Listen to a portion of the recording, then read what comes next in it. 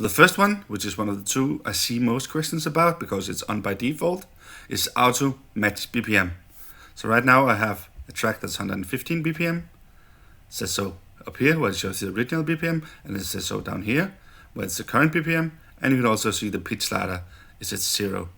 So if I then load a track that's slightly off, like 118 BPM, you can see that automatically changes to 115 BPM, and the slider goes a little bit up to minus 2.5%. And of course, the original BPM for the track is still listed as 118. So of course now the track would be ready to be played in sync. But if you don't want that, you can change the setting down here and remove auto match BPM.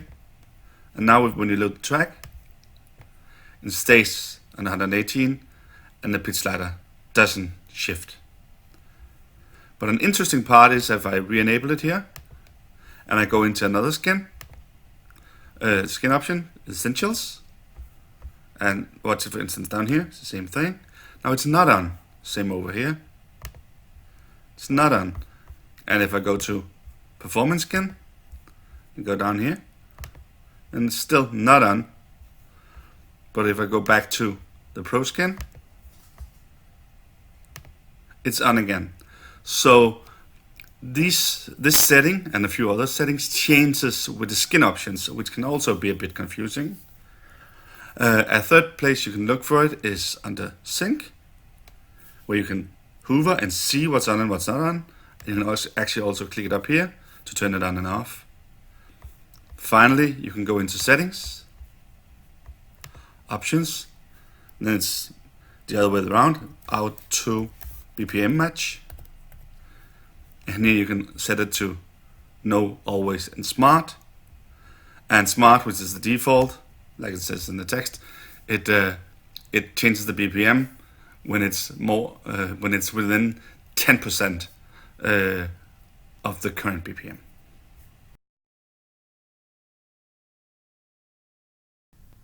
The next one that also seems to confuse people a little bit is auto match key.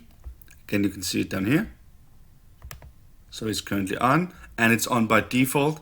So that's what confuses some people. Again, you can also see it up here and change it up here. And you can change it on the Essentials and the Performance skins, like I showed you before, same places. So what does that do? Well, if we look at the key column over here that I've enabled, the one I've loaded up there, please don't go, is in D minor. And there's another track here in G minor. So not the same key, but similar keys. So when I look at the key diff column, it has a 0. So if I load this one, nothing happens. It just loads it and it's ready to play because D minor and G minor goes well together. But there's also one down here that's one semitone off.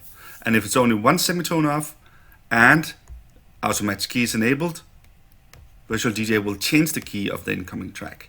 The first time you do it, like I do now, you'll get a pop-up saying that it's been switched one semitone. But if you click it off, you'll never see it again, so you may not notice.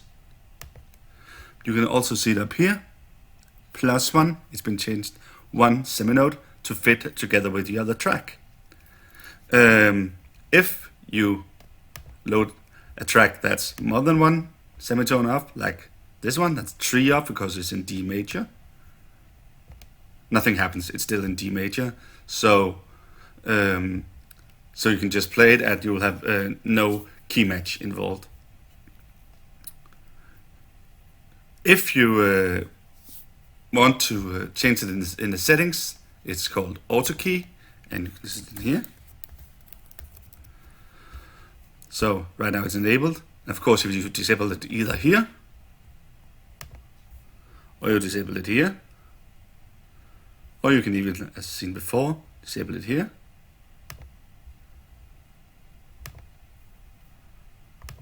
And you then load the track that's only one semitone off, like this one. Nothing will happen, it just says key, because it has not been changed. So this is in E and this is in D minor. So, apart from helping you generate a more smooth mix, does the auto match key actually matter? Well, depends. So this is the track with max BPM, but without the matched key.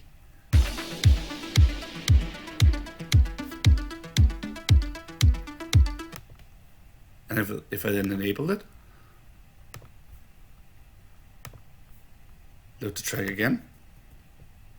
So change the key and place it again.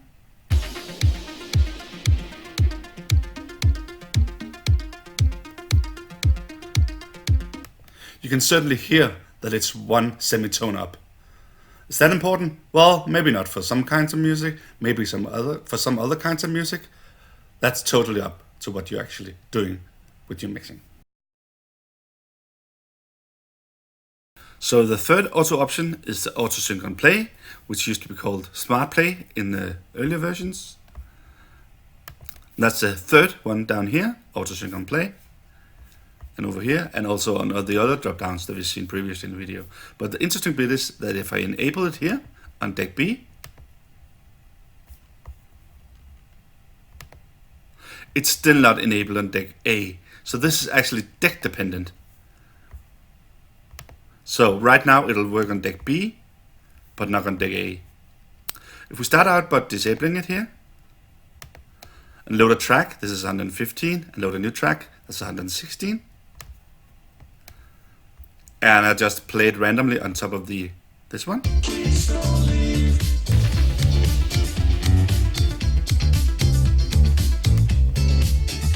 It'll of course sound pretty horrible. But if I enable auto sync on play, not only will it adjust the BPM on the fly when I click play, it'll also adjust the track itself so it matches the grid to the other grid. So you get something pretty good out of it, even if it may be off in phase, but we'll see.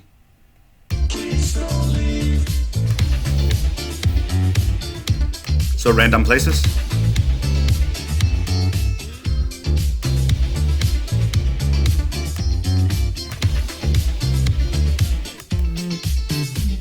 No matter where I throw it in, it'll still be pretty good. And as you can see, it actually changed the BPM to the 115 BPM.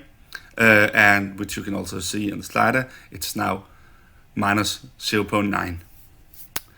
If you want to change it in the setting, it's called smart play, like in the old days. So right now it's per deck, and deck B is enabled. Another interesting part is smart play limit pitch range. So if I load a track over here that's way off, like for instance this one, which is 102 BPM, and I throw it in and press play.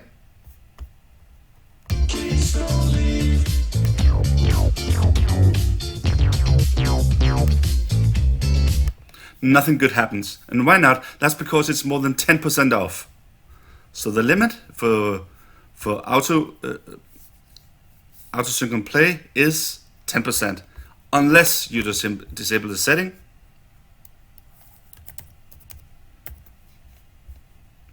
So there's no limit on the pitch range. So if I now start the second deck on top of the first one again,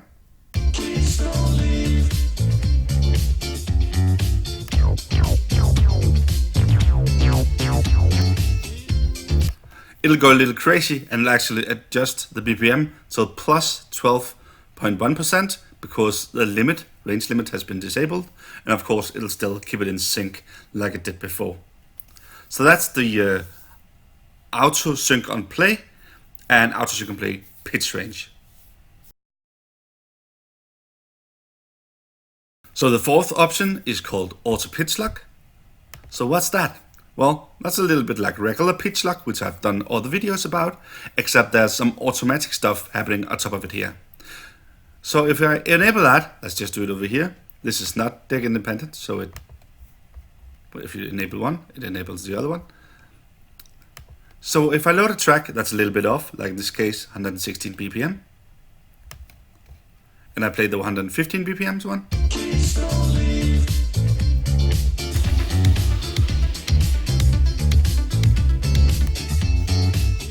and it does nothing.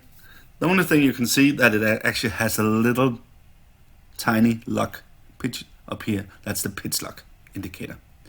But that's grayed out because it's not actually doing anything right now. But if I click play over here, click play over here, and sync them, now it's white, and now they'll follow each other if I change the pitch. So you can see it over here, and pitch reset will also make both of them change.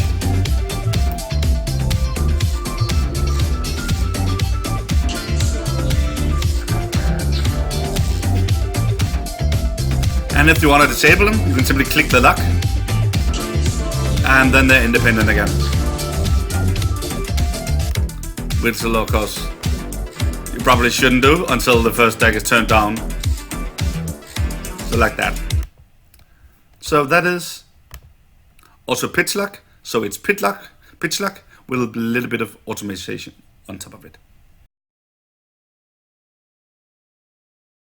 Okay, so the fifth and sixth auto options I'll go into in this video are actually not in the auto drop down here. That's instead over here under hot cues. So they're not named auto, but they're instead named smart cue and quantize and set. So what do they do? Well, smart cue is kind of like smart play. So if I have a cue point set over here, like I have on the one, and I press play on the other deck, and then hit the hot cue, it'll start in time no matter when I click it. So I'll click it off and it'll still start in time. But as you can see, the difference is that where smart play also adjusts the BPM when you start playing, smart cue here does not do that. So you have to set that before if you want them to be in the same BPM when you trigger the hot cue. So regular sync before it, play, and then the hot cue, no matter when you play, when you hit it.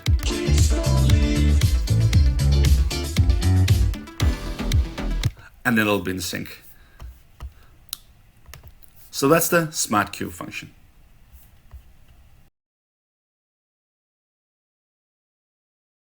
So the sixth and final auto option I'll go through in this video again had to do with the hot cues, and that's quantize on set. So that's currently disabled. So if I move the track a little bit up here and put in a new hot cue, second one, it'll of course just put it wherever I tell it to, no matter where that is. But if you enable quantize and set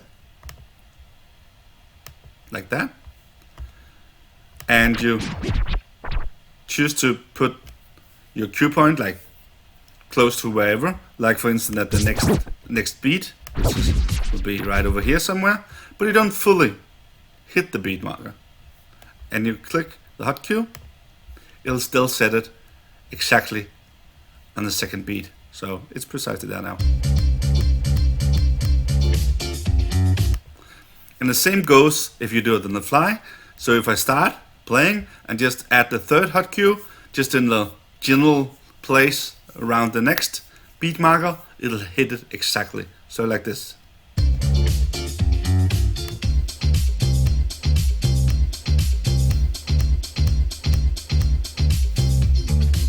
Like that.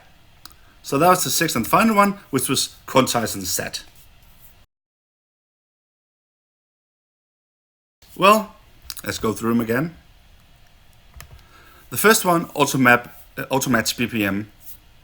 Well, I mainly use that if I'm doing like some fast routines where I have to change song fast, so I can skip the sync step. So I know whenever I throw the next song in a prepared set, they'll just be ready. Match key I mainly do when I do mixes that doesn't have any lyrics, any vocals, because even if it's one semitone, I think I can tell with the vocals. But if it's, for instance, house music, it's great to mix in key. And with this enable Match key, you mix in key also when you have one semitone off. Auto sync on play I use in the same situations as Match BPM. So whenever I do something fast.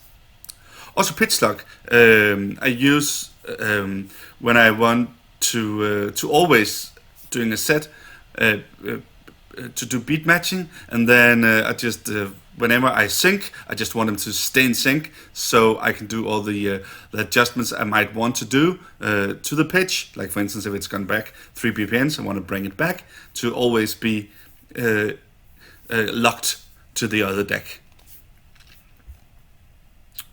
The two ones over here, the Smart Cue and the Quantize and Set. Smart Cue is exactly the same as Smart Play for me. I use it when I have to do some fast things like some finger drumming or starting some beats and stuff, so that it always triggers on the correct time when I trigger a hot cue that, for instance, on a track that I only use for its beat. And the Quantize and Set I use quite a lot when preparing new tracks, so I know whenever I set a hot cue, it'll always be right on the beat, so I don't have to worry about being a little off when I get around to using the track later on. So those were a quick go through of 6 of the auto options in Virtual DJ 2020.